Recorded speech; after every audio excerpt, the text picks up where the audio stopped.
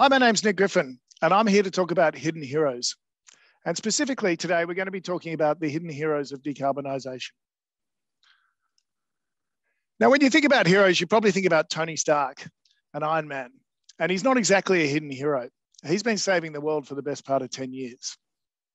But when we think about hidden heroes, we think about what's powering Tony. What's the hidden hero in this story? And the hidden hero is the arc reactor. That's that thing in the center there, the power source that ultimately drives the suit and drives him to do all the amazing things he does. It's not the what he's doing that we care about. It's the how he's doing it. And so as we sit here today in the real world, we see us at the start of a long journey to help save the world. And we're going to save it by decarbonizing the planet.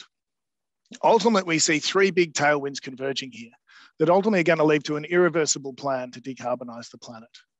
The first one is investor targets. Every investor in the world today is becoming an ESG investor. What that means is they're ultimately leaning on their corporates to have credible ESG targets. And one of those is to get to net zero carbon by 2050. And more than 600 of the corporate 2000 are actually doing that today. On top of that, we also have country targets. We know from COP26 a couple of weeks ago that we now have 139 countries in the world committed to zero carbon by 2050. And what this means now is we've now started the journey to decarbonize the planet.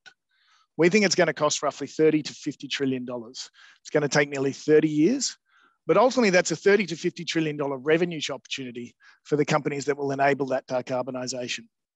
And that to us looks like a great investment opportunity. The problem is the more we look at this investment opportunity, the more diverse it gets. Every time we look at it, whether it's clean transport or smart industry or energy efficiency or clean energy, what we see is we just see lots of companies all effectively providing different technologies that will help decarbonize the planet. And what we're looking here for is we're looking for our arc reactor of decarbonization. We're looking for the one thing that will empower all these great things to happen. And the more we look at it, the more we realize that it's the semiconductor industry that is the hidden hero of our decarbonization agenda.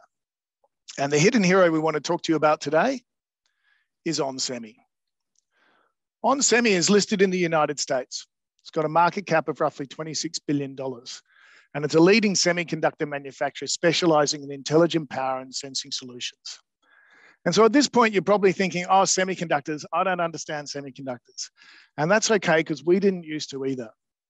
And what I'm showing you on the right here is the story that we've been on with semiconductors. And what you've got to think about is not what the actually semiconductor does, but more about what it empowers. We first came across semiconductors when we were looking at smartphones. We were looking at connectivity semiconductors. They're the voice of the semiconductor market. And they were ultimately the piece that was providing the integration of the mobile internet. This is your Qualcomm Snapdragons, your Broadcoms. They powered the smartphone revolution. About 5 years ago, we started looking at processors. Processors are the brain in the semiconductor market.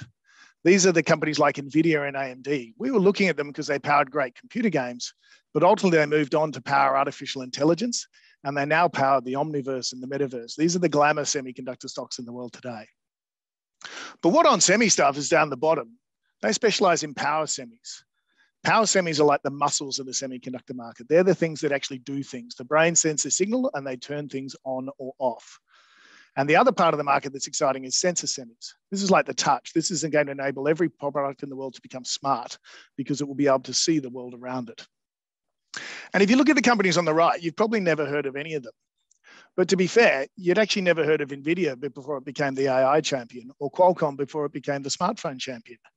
What we're going to show you today is these companies are about to empower the decarbonization. They are the power source behind it. And what we're going to show you here is a few examples as to how they're going to do it. And so the first example we're going to show you is the car market. So everybody watching this video probably drives an internal combustion engine car. It runs on petrol. It has roughly $375 of semiconductor content in it. But if you make that car fully electric, you effectively double the semiconductor content in the car, with the vast majority of that going to power semis. Power semis are, in fact, the muscle in the muscle car. They're the thing that drive that massive acceleration that you get when you drive an electric vehicle. And as we move on further, we're going to make these cars autonomous. So we're going to surround them with sensors. And so you effectively double the semiconductor content per car again to $1,600. And so when we look at the car market, a lot like the smartphone market before it, it is going through a transition. It's not that we're going to sell any more cars, we're just going to sell different type of cars. They're going to be electric cars and eventually autonomous cars. Today, less than 5% of all cars that sold every day are electric, and we see that growing to 50% by 2030. What this is going to drive is an inflection in semiconductor content per car. And we see a tripling in semiconductor content per car over the next decade. And in fact, auto semis should actually grow at roughly 6 times car production through this period. And it doesn't end there, there's more. If we look at the coal market, we see power markets essentially moving from fossil fuels to renewable energy. And that renewable energy, every single turbine in the world and every single solar panel will need a $600 power inverter in the back of it. Beyond renewable energy, we look at the circular economy, we look at recycling. We see thousands of dollars of content going into the sorting facilities that are going to drive our recycling economy. Every petrol pump in the world is currently hydraulic. It's going to have to become electric to do EV charging. That's more power semi content. And lastly, human manufacturing is going to become smart manufacturing, whether it's robotic automation or whether it's smart buildings. But all of our products are going to have to understand the world around them to make them more efficient, and that's going to be more and more sensors. So putting this together, we see an industrial and an auto semiconductor market that's basically been growing in line with industrial production now for about a decade. But because of the decarbonisation agenda that is starting, these companies will empower that revolution and ultimately turn them into structural growers.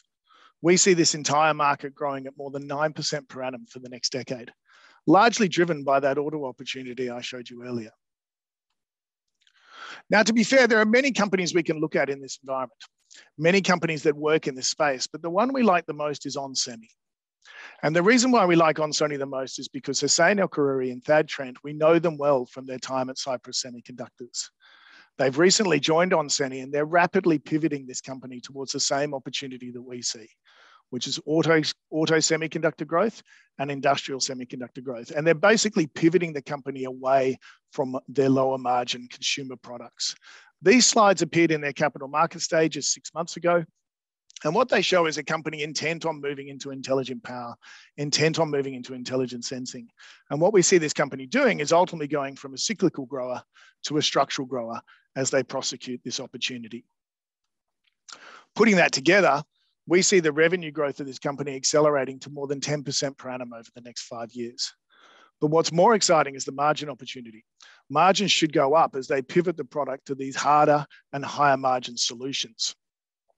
Combined, that's ultimately going to equal an almost doubling in earnings over that time frame between 2021 and 2025. And most importantly, I think the really exciting point here is the re-rating opportunity. OnSemi today trades at just 20 times earnings. It's considered an industrial semiconductor, but we actually think it's a structural grower. And much like Qualcomm and NVIDIA before it, the market will seem to realize that and see this as a structural semi opportunity, empowering the decarbonisation opportunity. And hence a re-rating to 30 times is going to give us more than 150% upside on the stock over the next 3 years, which roughly equals around 36% per annum.